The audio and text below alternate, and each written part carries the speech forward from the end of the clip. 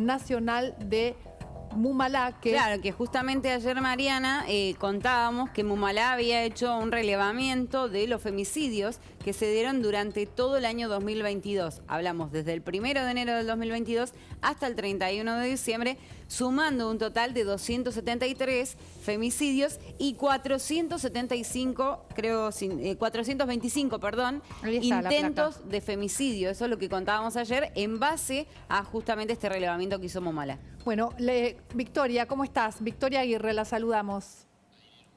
¿Cómo estás? Muy buenas tardes, Mariana. Un placer saludarles a ustedes también. Un placer. Bueno, contaba Lourdes ayer y estábamos viendo ahí las placas, unas placas que ustedes generan, ¿no? Datos que seguramente debe ser difícil ir recolectando porque hay muchos que seguramente no nos enteramos, ¿no? No nos enteramos de muchos casos de muchas mujeres que sufren violencia de género y que no están en estos datos. Pero bueno, estos datos son muy importantes para poder avanzar, para poder conversar, para poder hablar de este tema, ¿no? ¿Cuáles son las denuncias más frecuentes? Nosotras desde el Observatorio de Mumalá, esto que decís es muy importante, estos datos son federales, con lo cual tenemos bastante información de las provincias y los territorios, que es algo que muchas veces pasa. Nuestras fuentes son las fuentes secundarias, es decir, los medios gráficos, digitales, el territorio y muchas veces las redes sociales.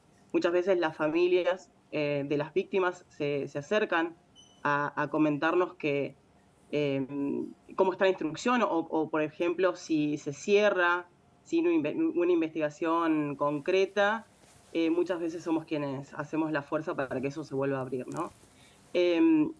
La realidad es que nosotras reportamos hoy por hoy en este registro que lo hacemos mes a mes y el cierre anual, digamos, es acumulativo, los femicidios, los transfemicidios, las muertes violentas de mujeres, lesbianas, travestis y trans, que eso es un número global, digamos. Después hacemos una división de lo que son los femicidios y los transfemicidios, los suicidios femicidas, y el dato muy importante que lo empezamos a visibilizar hace ya 3 años, justo con el arranque de la pandemia, fueron los intentos de femicidio, ¿no? Esto que muy bien comentaban, estos 425 casos que se reportaron en lo que fue el año pasado.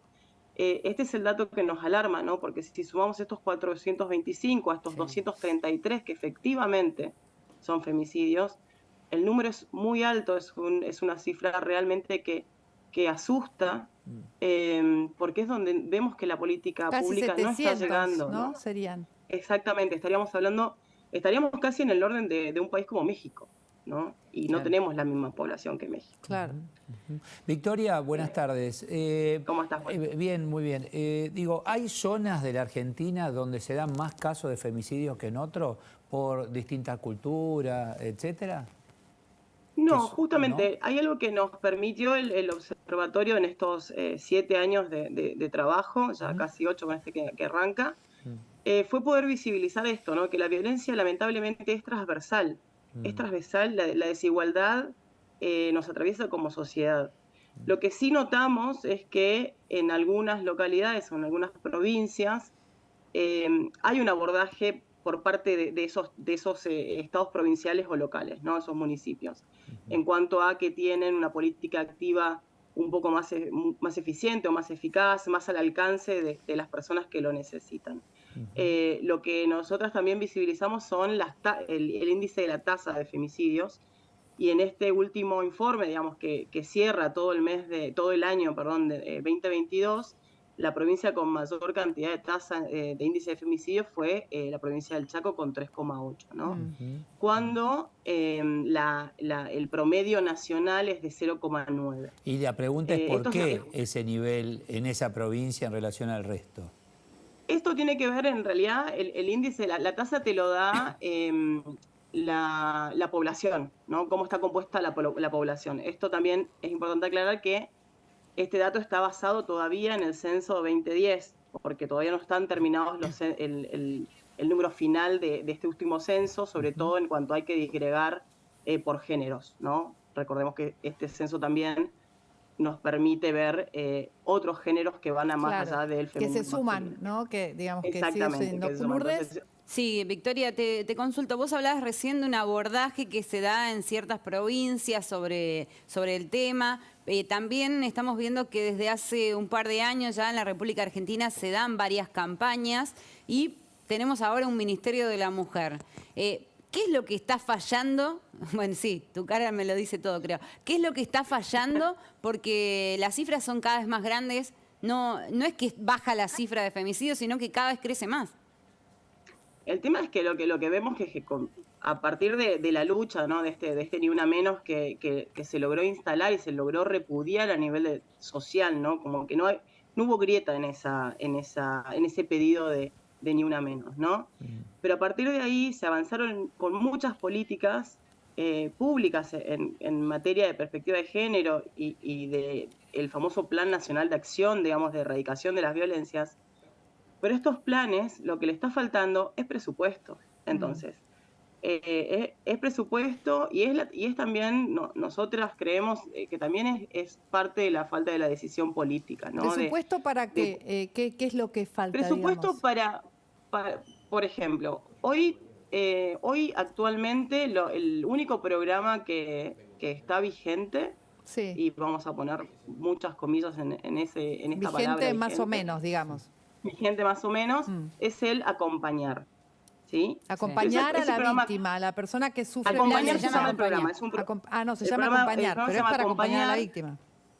Exactamente, o sea, el programa lo que plantea es, una vez que la persona tiene la denuncia o se acerca a un lugar para pedir asesoramiento, quien lo toma tiene la obligación, la responsabilidad de explicarle que tiene esta posibilidad de detener. Bien.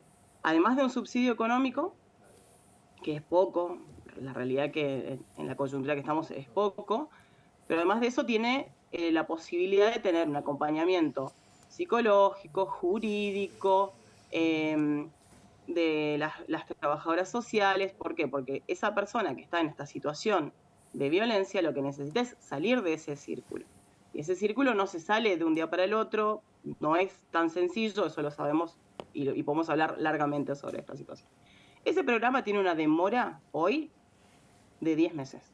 O sea, 10 meses en 10 meses te mataron, digamos. Te matan en 24 horas. Bueno, ya sé, ¿no? pero en 10 meses ya no estás más, digo.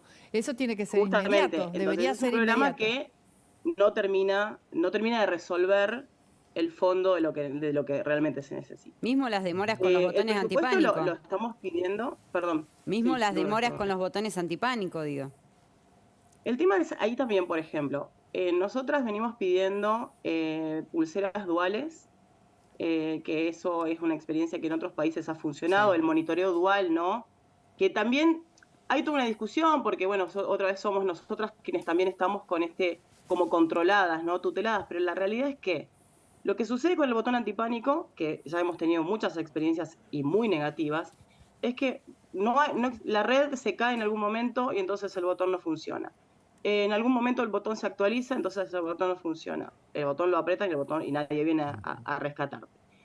Y después hay un montón de perimetrales, ¿no? Este papelito que dice que el violento tiene que estar lejos de la persona violentada, pero no hay quien lo controle. Exacto. Y esto cae muchísimo en la justicia civil. Entonces, automáticamente se da la restricción perimetral, pero no hay nadie quien la controle. O sea, a ver, Victoria, a ver cómo funciona. Vos te dan un papel, vos sos la persona víctima, tenés el papel. Muy bien.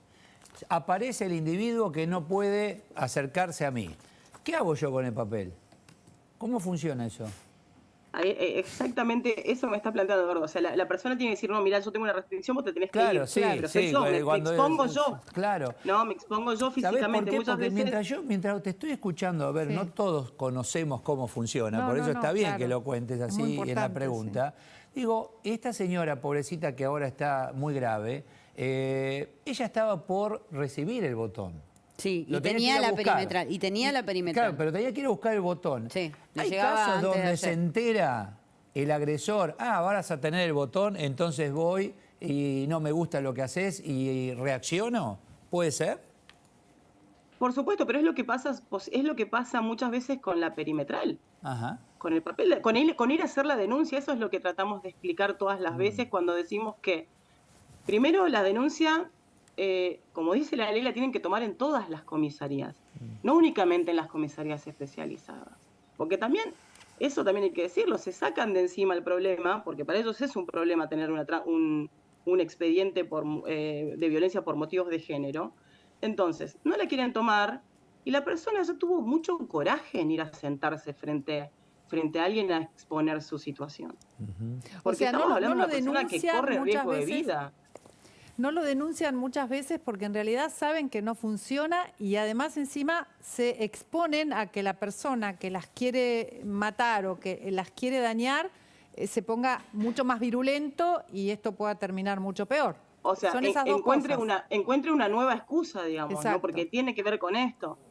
Justamente el 16,5% de las víctimas, o sea, de las personas que están en nuestro registro de femicidios, tenían denuncias previas contra este agresor que las termina matando. Entonces, ahí nosotras decimos, ¿dónde está el Estado? Y también decimos, ¿dónde está el Estado en estos 425 casos, 426 con el que ustedes están mostrando en pantalla?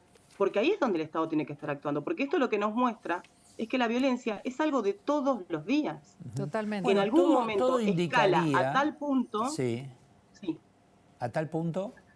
Sí, escala a tal punto que ocasiona la muerte, digamos, ¿no? Termina con... Nosotros vemos la punta del iceberg, que es el femicidio, es cuando la muerte ya ocurrió. Pero abajo de todo eso son estos 425 casos y otros tantos que no han llegado a tal extremo como para estar reportados en un periódico o en un medio digital o que nos hayamos enterado por las redes sociales. Eso es lo que queremos visibilizar. El Estado tiene que estar trabajando en prevención. El Estado tiene que estar trabajando en prevención, en alertas tempranas, ahí donde todavía hay cosas para hacer. Mirá, todo indicaría que con este gobierno que se le está dando un lugar aparentemente a estos temas, pero en la práctica, por lo que vos por eso yo mencionaba, tenemos un Ministerio de la Mujer, ¿no? Por eso digo, o sea, aparentemente... Bueno, Victoria hizo así. Sí, hizo, claro. ¿no? Comillas. Entonces hay que destacarlo, recalcarlo. La realidad es que el problema no es la institución, ¿no? El problema no es el ministerio. Necesitábamos un ministerio, es algo que lo pedimos durante muchísimos años, es parte de la conquista de los derechos de las mujeres y las disidencias. Pero que funcione, pero que sirva para algo. Pero lo que necesitamos es que esa cartera política que hoy lo tiene a cargo, realmente esté a la altura de las circunstancias. Exacto, que consiga los fondos que faltan. Que consiga los fondos que faltan, que controle que funcione ese sistema que está instalado como la perimetral o el botón de pánico. Si no funciona, cambiarlo por otro. Mariana, lo que pedimos es que el presupuesto que se tiene se ejecute donde tenga que ejecutarse. O sea, es un ministerio que no tiene alcance territorial, que termina siendo una discusión entre provincias, municipios y nación, digamos, una cuestión burocrática que a quien está atravesando esta situación de violencia no le soluciona nada. Claro. O sea, si yo estoy padeciendo una agresión física o si yo corro riesgo de vida, yo quiero que el Estado, no importa si el municipal, el provincial o el nacional, no importa, pero alguno me proteja, digamos, ¿no? Alguno evite mi femicidio. Y eso es lo que vemos, ¿no? Que la burocracia se está avanzando más que en la solución de los problemas. Sí, sí, Lourdes. Sí, yo quería consultarte para que quede claro cuáles son las medidas, vos hablabas de medidas preventivas, ¿cuáles son esas medidas preventivas que hoy nos están faltando? Nosotros vos decís, bueno, que el Estado se comprometa más, que el Estado ponga el presupuesto, pero ¿cuáles son las verdaderas medidas para que estos 233 feminicidios no estén más, para que lleguemos a bajar hasta llegar a 0? La urgencia más inmediata es el acceso a la justicia, digamos. El acceso a la justicia tiene que ver con esta toma de denuncia. Con esta toma de denuncia, la posibilidad de que la persona que esté en esta situación pueda hacer la denuncia no solo en las comisarías, sino también en los hospitales. Muchas veces llegan lesionadas. Está claro. Muchas gracias. Y sin embargo, le dicen, no, bueno, tenés que ir a la comisaría a hacer la denuncia, ¿no? Entonces, eso es lo que está faltando. Muy importante todo esto que estamos analizando.